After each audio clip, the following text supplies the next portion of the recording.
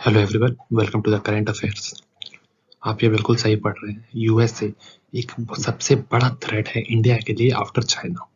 ऐसा मैं नहीं कह रहा हूँ, ऐसा एक सर्वे में बताया गया है जो कि इंडियंस पे हुआ था जियो पॉलिटिकल इशू के ऊपर।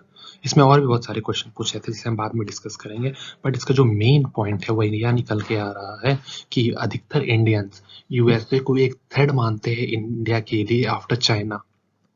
इस और पाकिस्तान की इसमें रैंकिंग क्या है, हम इस चीज़ों को भी देखेंगे। इस पर बहुत सारे आर्टिकल्स भी देख सकते हैं कि Indian sees US as the biggest military threat after China. बहुत सारे आर्टिकल्स और भी पेश हैं। देखिए, बात ऐसी है कि पिछले कुछ दिनों में यूएसए ने ऐसे बहुत सारे काम किए हैं जो कि आप कह सकते हैं कि इंडिया के विरुद्ध थे।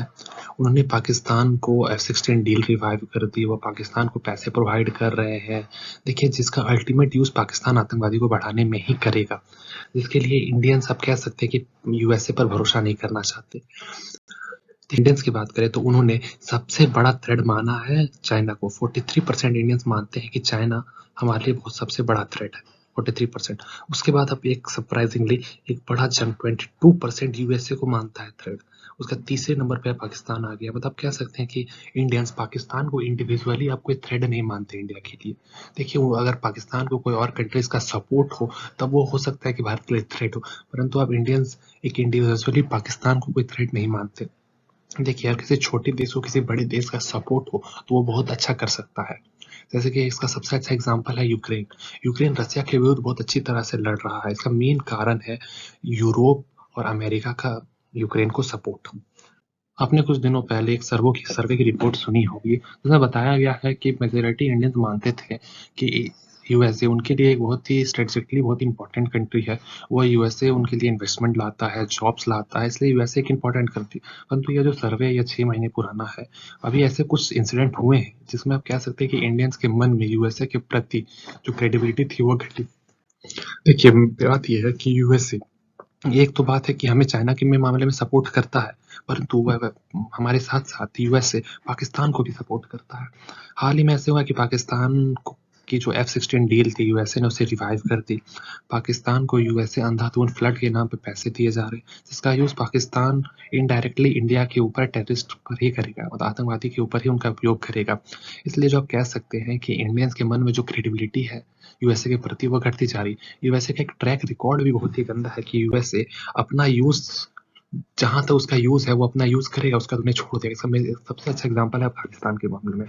इसीलिए आप कह सकते हैं कि जो 22% लोग हैं उन्होंने यूएसए को इंडिया के लिए एक थ्रेट बताया, क्योंकि हो सकता है कि जो कोल्ड वॉर क्या चल रही है यूएसए और चाइना के बीच में, उसके बीच में इंडिया को ले आएगा, इंडिया का यूज़ करेगा और इंडिया को आप कह सकते हैं कि एक बहुत ही गंदी स्थिति में छोड़ के चला जाएगा।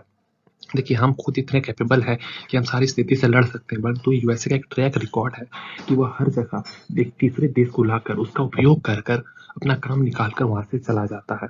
इसलिए आप कह सकते हैं कि यूएसए की क्रेडिबिलिटी बहुत खराब है। अफगानिस्तान में भी वही किया, सीरिया में भी वही किया। आप कह सकते हैं कि अधिकतर देशों में जहाँ यूएसए गया वहां पे आप कह सकते हैं कि उस देश को पूरी तरह से बर्बाद कर दिया। उस देश के लोगों की जो लाइफस्टाइल उसे पूरी तरह से खत्म कर दिया। इसलिए अधिकतर लोगों का मानना है कि यूएसए हमारे लिए खतरा है। अब और भी देख सकते हैं इसमें कि 13% है कि रशिया को मानते हैं, 3% ईरान को मानते हैं, या तो हमारे फ्रेंडली देश है, इसके लिए कोई डरने की बात नहीं है। देखिए, वही बात आती है कि आप तो कहेंगे कि इंडिया क्वाड में है अमेरिका के साथ, परंतु वहीं इंडियन से पूछा गया कि क्या क्वाड को आप एक अच्छा संगठन मानते हैं? तो अधिकतर का कहना था कि नहीं, क्वाड को हम अच्छा संगठन नहीं मानते, क्योंकि क्वाड ने ऐसे कुछ अभी तक किया नहीं है। क्वाड ने ना ही कोई पैक्ट साइन किया है जिससे क्वाड्स के देशों को फायदा हो। आप यह कह सकते हैं कि क्वाड जिसके लिए बना था या कि चाइना को टैकल करने के लिए, वो भी अभी अच्छे से नहीं कर पा रहा है। क्योंकि इस क्वाड में जो बाकी देश हैं वो अच्छे से तालमेल नहीं बिठा पा रहे हैं, इसलिए क्वाड ने अभी तक कोई मेजर स्टेप नहीं लिया। जैसे कि ब्रिक्स में आप देख सकते हैं कि अलायंस है, उनका युद्धाभ्यास होता है, ऐसा अभी तक क्वाड की कंट्रीज का कुछ भी नहीं हुआ है। तो ये सर्वे है, ये मॉर्निंग कंसर्न नाम की कंपनी ने करवाया था। ये वही कंपनी है जो कि आप सुनते होंगे कि वर्ल्ड लीडर्स की अप्रूवल रेटिंग देता है, जिसमें कि हम हमारे पीएम हमेशा टॉप पर रहते हैं। ये कोई छोटी-मोटी संस्था नहीं है, इसलिए हम इनके कोई भी सर्वे पर डायरेक्ट उंगली नहीं उठा सकते। वही उनसे और एक क्वेश्चन पूछा गया था कि आप किसे ब्लेम करते हैं जो यूक्रेन में युद्ध हुआ था उसके लिए? तो एक मेजॉरिटी ऑफ चंक एक मेजर ऑफ चंक है जो कहते हैं कि अमेरिका, नाटो और यूक्रेन इसके लिए ज़िम्मेदार है, एक नाम लगाते हैं। व्हेयरएज़ इसी ये भी पूछा गया था क्या हमें रशिया से अभी भी वेपन्स खरीदने चाहिए? तो आप कह सकते हैं कि ऑलमोस्ट बराबर-बराबर परसेंटेज है, तो ये 48% कहना है कि हाँ, खरीदिए। आप कह सकते हैं कि बाकी 42% का कहना है कि नहीं, हमें नहीं खरीदना चाहिए, हमें नहीं खरीदना चाहिए। चलिए, इसी के साथ इस वीडियो को एंड करते हैं। जय हिंद, जय भारत।